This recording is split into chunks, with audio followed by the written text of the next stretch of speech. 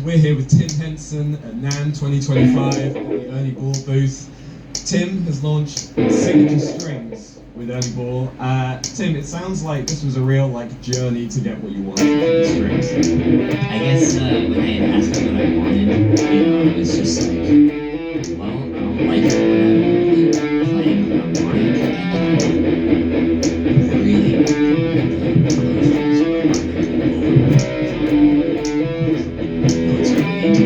I wanna, when we get up on stage and I'm playing really hard, that's why I play with tens to get an opportunity. But I also love the nines because it just feels better.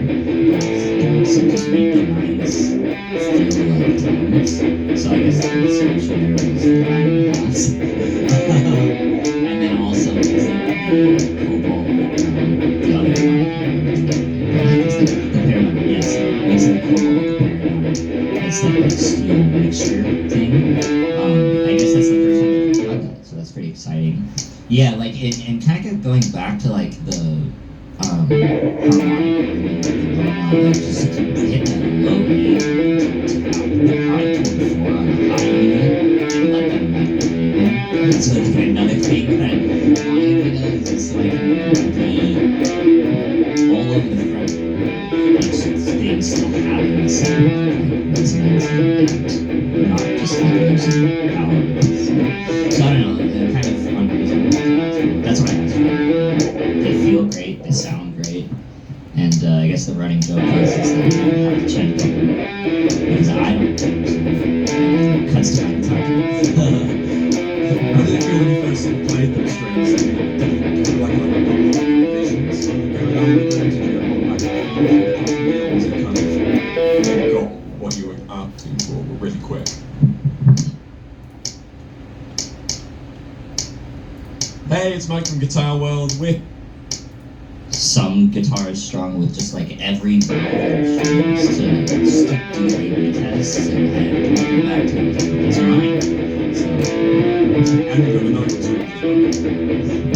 Yeah, so the nylon strings, it's cool because if you pick up just a regular Toyota N with that package and then have another Toyota 10N next to it to AB it with the new strings, it just feels more like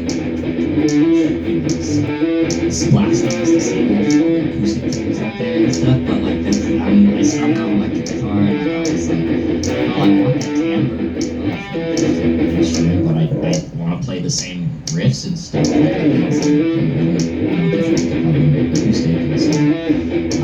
But yeah, the strings feel more like electric guitar, but they're still nylon set. So, it looks like you've got a pretty big year coming up. You've been doing all these collaborations with sort of TV and movie kind of soundtracks and stuff. How do those come about, and how does that differ to kind of work on the Polyphia stuff? How much directing? It is a very cool thing to do to be able to venture out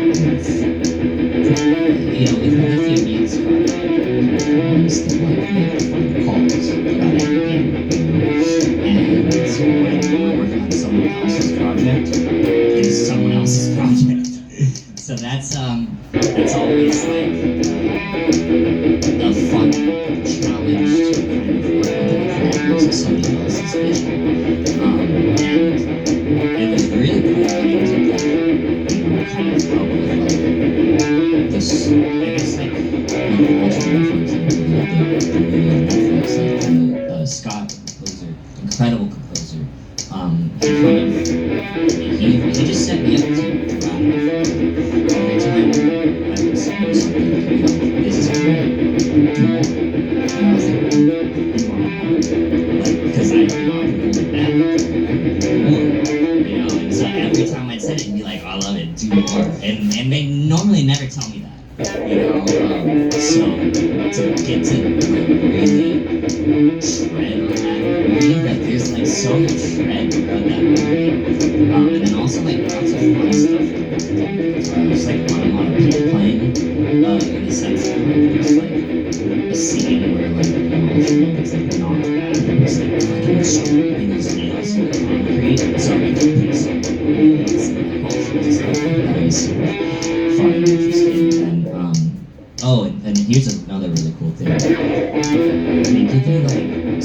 when you're like scoring to the picture, so you have the picture, and you kind of have to like, you got this musical theme that takes you, you also have to make it work by the time this punch lands.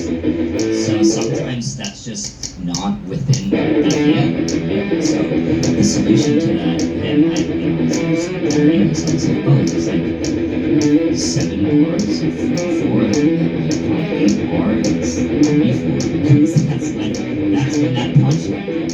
And so you kind of have to like learn to make musical theme sorts of stuff like that is super fun and interesting. And then oh, and here's another really cool thing. They give you like, so like when you're like scoring to the picture, so you have the picture and then you kind of have to like, you got this musical theme that takes a certain amount of time, but like you also have to make it work by the time that this punch lands. So sometimes that's just not within the idea.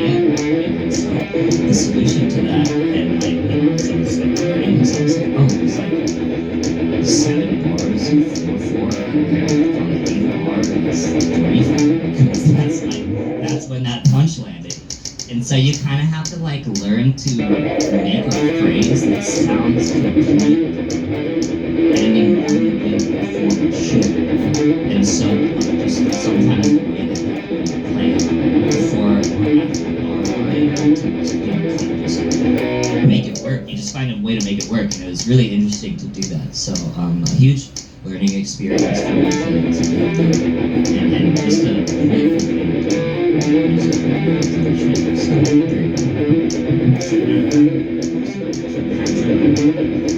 Instagram. So I'm assuming this is kind of leading up to something with the maestro. Man, it was super cool to go over there.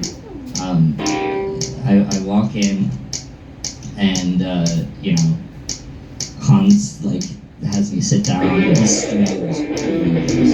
He goes, let's just get down to business. And I was like, okay. And he goes, I'm thinking that you'll love it. And I was like, that is so flattering. Well, I'm not gonna go into too many details about all this stuff, but you know, fingers crossed that all these things come to fruition, and the next time maybe I can tell you all about the process. But it was such a flattering to make it on playing in the sense of the things that he was working on. So yeah, Phil was incredible, such a nice guy, and most amazing studio too.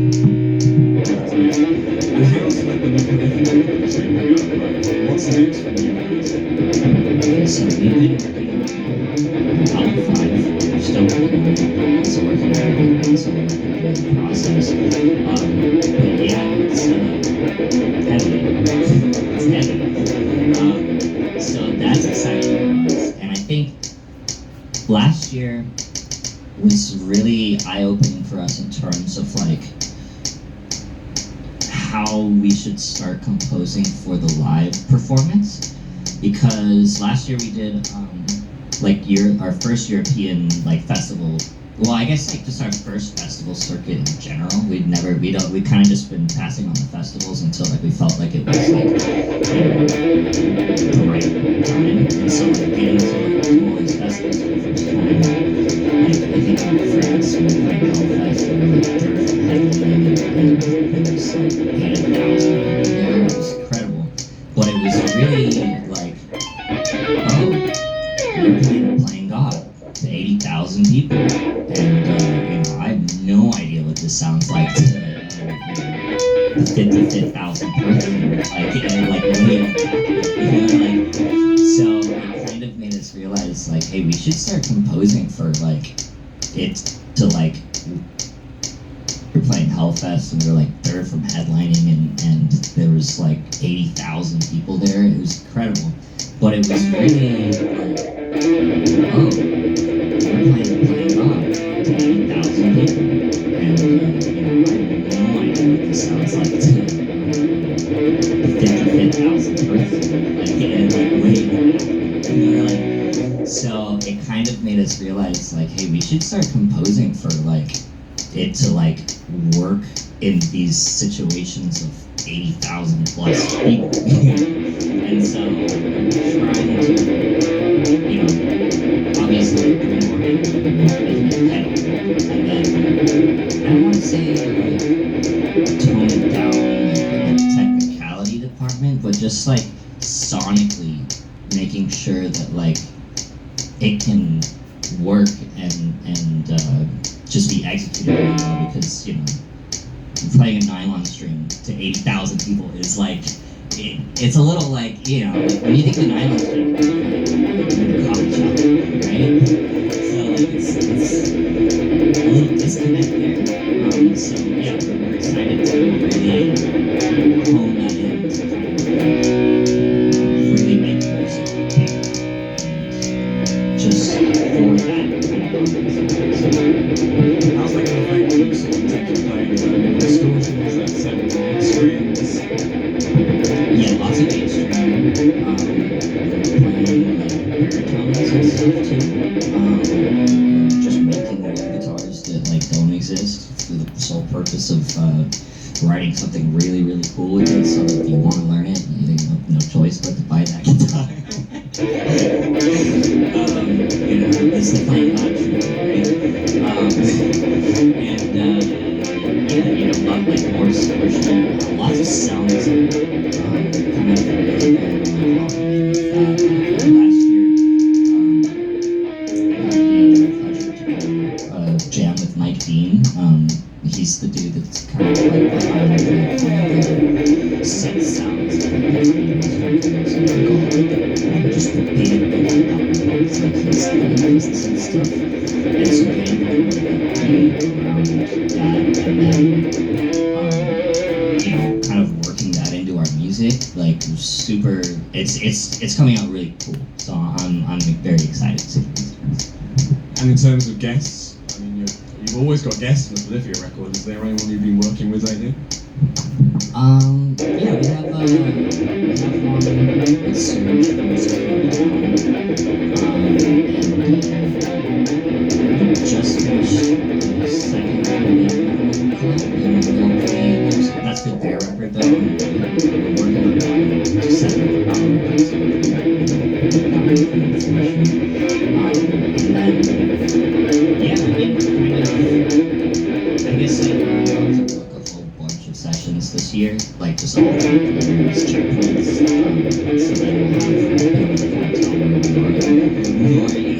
just like writing and throwing stuff at the wall and seeing what's next. So there'll be like organization sessions and all sorts of stuff coming up in which we can kind of decide like, oh hey, this would be really cool for like this person or whoever it is. And kind of what I think what we really want to do for this record is like with Remember That You Will Die is very much like a showcase of range for us, where you know we've got songs like ABC, which is like a J-pop song, and then songs like Bloodbath, where it's like with Chino, it's like super heavy, and songs like Playing God, and songs like Nylon Strings, and songs like The Audacity, jazz, you know. So for this record, I think rather than kind of like play sometimes with showcase kind of more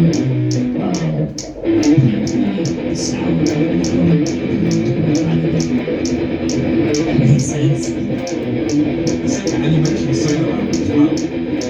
What is that going to be like? I know you have to say about that. What is that going to be like? You know, it's interesting because like when I do these sessions with friends and I tell them, hey, two records we can work on mine and work on the Bolivia record, and I kind of like I'll play them the Bolivia record and then I'll play them mine. And you know, they always ask the same question, like, what's your record? Is this just Bolivia minus the dudes? Or like, I never did that, so when I recently played it with them, oh no, this is different, this is great, this is a whole nother thing. One of my friends, Sky, it's almost, it's like Tim the producer, as opposed to Tim the guitar player. And, you know, like granted, like guitar is the main thing on the you know. But I just figured if I'm gonna make a solo record, like I kind of want to do it in the way that like. I guess I would imagine that like Kanye makes his records where what he wants to hear, he puts on the records and go out and find the craziest samples and the craziest like producers or whatever to like really craft the sound that he has in his head. So it's a huge like almost like executive producer role to kind of like find all the pieces and make it work. So yeah, it's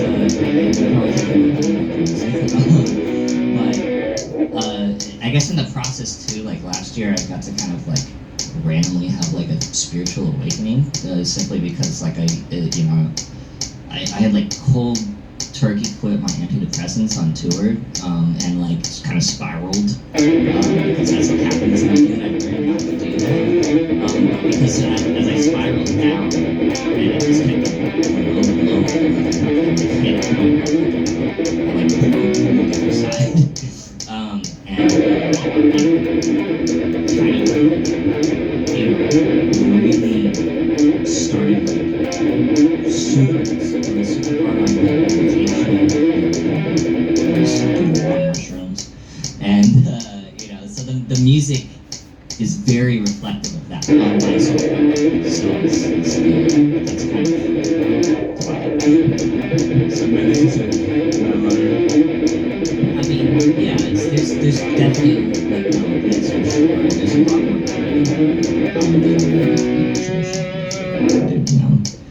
so yeah, lots more like ebbs and flows And you mentioned so you're opening up System down, some huge shows. How do you feel about that?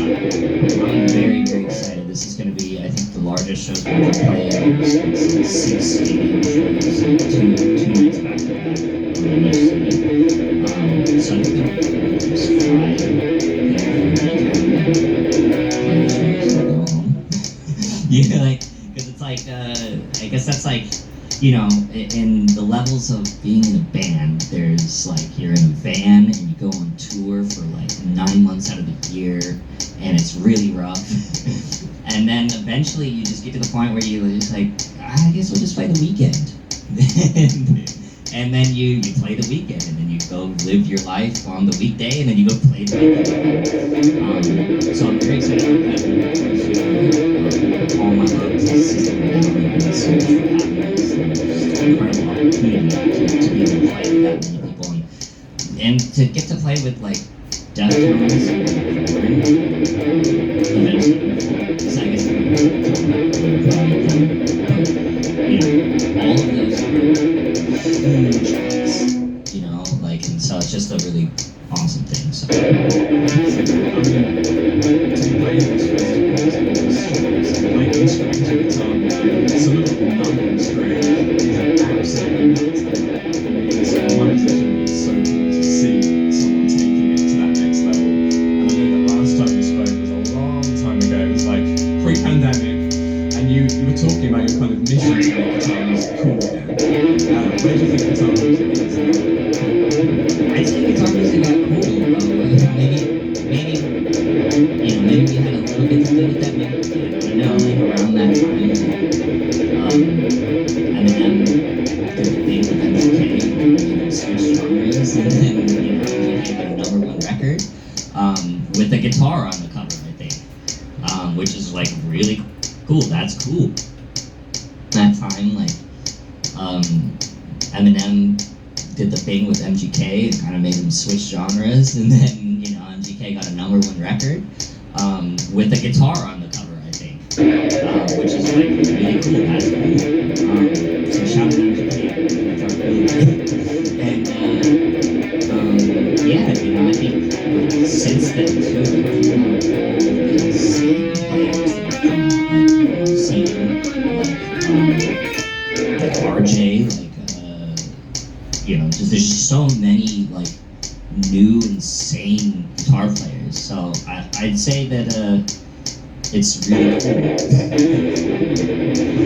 Are there any others guitarists in particular that you really like? Dude, there's that guy, Spiro. You know who I'm talking about? Maybe. I don't know how to say this last word. I recognize that it's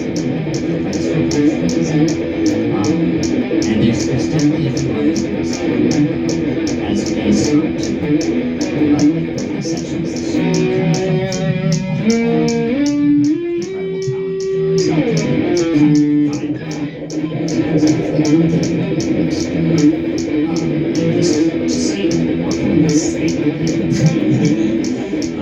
so yeah, lots of incredible stuff talent-wise and That's awesome. Thank you so much for your time, Tim. Congratulations on the strings and enjoy now. Thank you.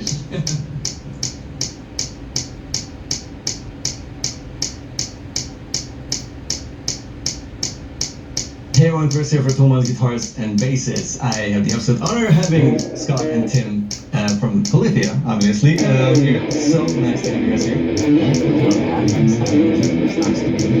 It's, I highly appreciated you being here right after your flight, playing whatever. Of course. All jet lagged and everything. It's tough. It's like a scientific yeah, it's like half awake somewhere new. It's like floating pretty real.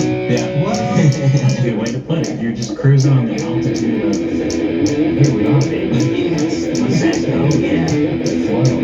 Oh, it's good. You guys are going to be here in Europe and play for a good month, right? It's going to be a... Yeah, 3.5 weeks. 3 weeks and 2 days. 3 months. Exactly. That's funny how you exactly know how many days. How is touring for you? I mean, it's obviously the first time you tour, but you're one of those few bands that actually have like a super strong and crazy impressive online presence. Like, you could probably maybe get away without touring. Is it like a highlight, or is it just something that is a part of the story? Touring is like just like every day is like I think when we first started it was a lot more difficult because it was very much a DIY operation, and these days we're blessed enough to be able to have such a wonderful team around us that kind of makes the world go round for us. And so for that reason, it's pretty awesome. But also, because we have less things to worry about, we have more mental capacity to hang out with boys. And make sure that we rock and roll and kick butt. Can I say ass? Kick ass on stage. Yeah. That's so cool. It's before we get into other stuff in songwriting and everything, and before I forget it, we have to say thank you to Fishman, Ken, Susie, and the whole crew who helped to pull this off and get the guys over here. I think it was like in 2020 or something we started designing these things. That's 9%. And in case anyone's not familiar with the Florence pickups, it's like high-tech stuff. It's like a normal pickup is a couple of metal pull pieces, 2 magnet bars, and some copper wire around it. These things are like circuit boards stacked on top of each other, which means that you can literally tell which frequency you want to have more or less of. It's crazy. It's like aerospace yeah. or something. They have robots at the factory, if that puts it into perspective, what they're doing.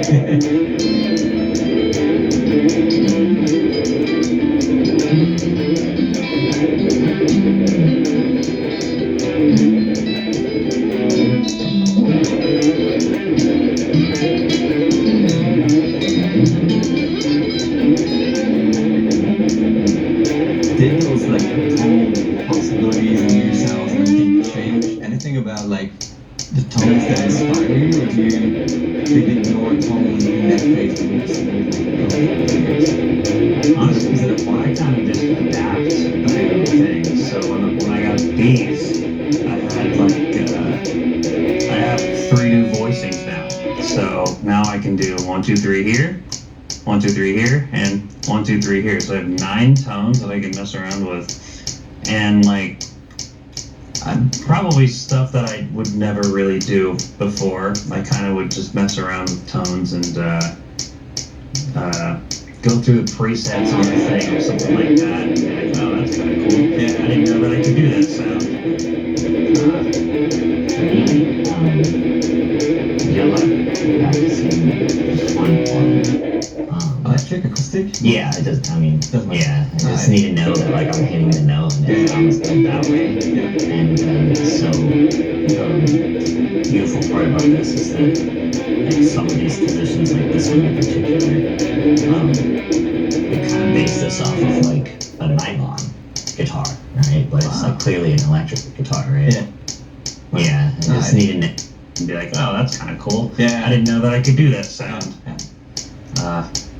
For me, I do a lot of practicing just unplugged. Electric, acoustic? Yeah, it does. I mean, yeah, I just need to know that like I'm hitting the note and it sounds good that way. Yeah. And so the beautiful part about this is that like some of these positions, like this one in particular, we kind of base this off of like a nylon guitar, right? But it's like clearly an electric guitar, right? Yeah. But because we base it off of a nylon guitar, it kind of gives me like an amplified version of the unpluggedness.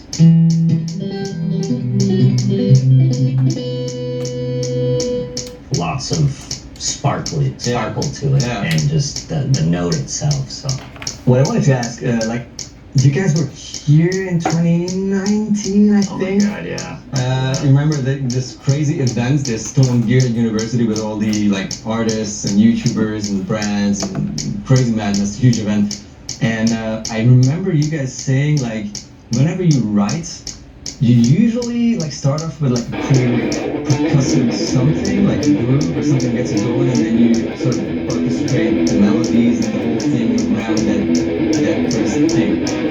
Is it like really a thing, or did it change? Is it still the same, or is there no concept? It's been a lot of like figuring it out from every angle, whether it's like, you know, let's say that one of us starts a riff and the other one like adds guitars, and then we add a beat to it, or we start with the beat first and then do guitars, or we start with like the vocals, if like the vocal feature, and then like compose around it, or you know, just straight from scratch, or doing the how to make a riff approach where you're doing the chords on the left hand and the right hand, and play all the notes at once, or just any combination. Well, it's lots of yes, however, any angle that you can approach the song at, like it's almost like a puzzle. Yeah. You know, where like you like have as much momentum as you can, and then you hit kind of a wall. If everybody knows what wall I'm talking about, like you can only go till 5 in the morning, however many times, you know, and before it's like, oh, I don't really know what to do, and then you kind of have to look at it from your perspective to figure out what to do to finish it. So my favorite ones are when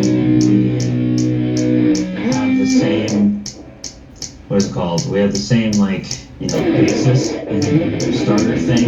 Oh yeah, and then we do different directions. Right, I'm gonna do my thing and you do your thing on it, and then we come together and like, wow, that's these are nowhere near like we have to do some sort of beat switch to make it like part of the same song.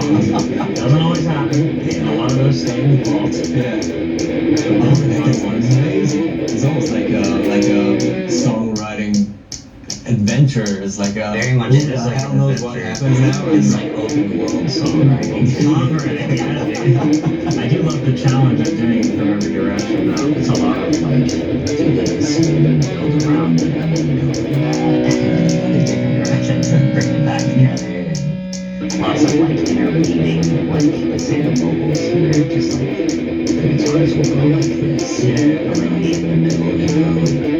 So you know, it's a lot of almost like visualizing the sound. Yeah. There's songs of color too. Like, what color is the rock?